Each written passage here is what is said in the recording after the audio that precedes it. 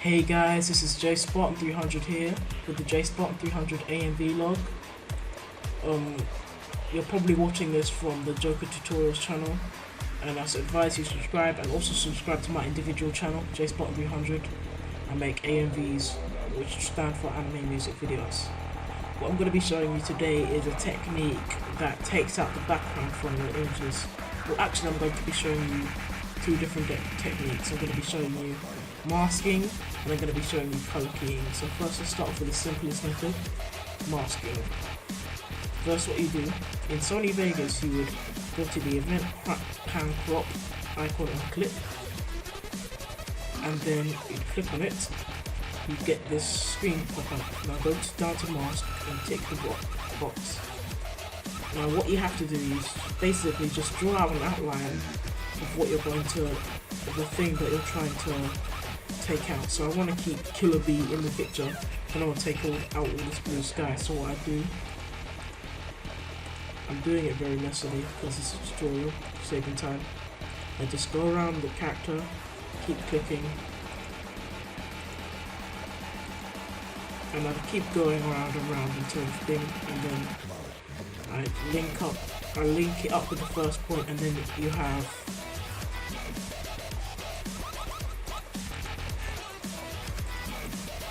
a pretty messy mask. But if you're making a video, you'll probably have more time. So this is a very basic mask, and it works for the most part in AMVs and Call of Duty montages, but the problem is it stays the same keyframe through keyframe. Every frame it will stay the same, and there's a lot of frames to fill. Many AMV makers use this technique called motion masking, where they where they keyframe and mask every single frame, and it looks good on the video, but often it's very long and frustrating thing to do. So there's a different method, and this is the second method that I'm going to show you, which is called keying colors. This is a very widely used technique by montage makers and AMV makers alike. Basically, go to the effects bar and go to color keying and drag down a random setting. Luckily I dragged down the blue screen. This basically takes out all the blue.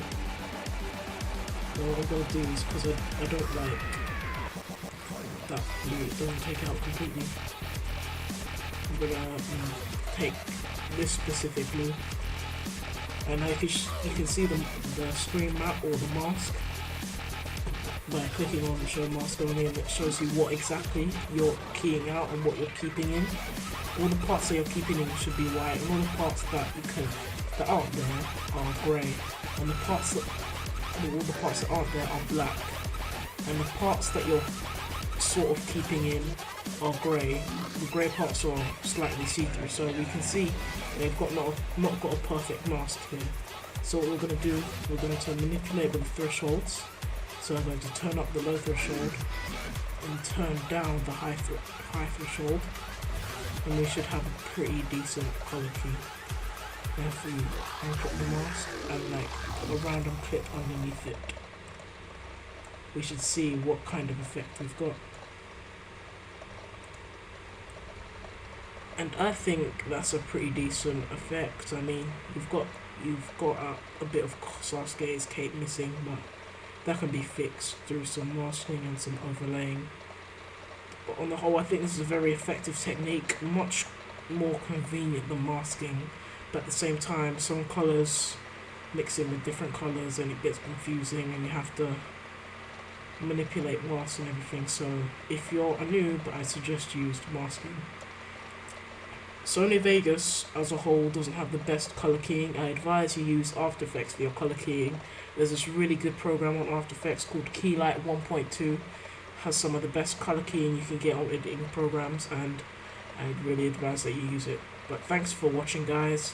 Remember to sub to Joker Tutorials and sub to my individual channels, and I'll see you guys later. Bye.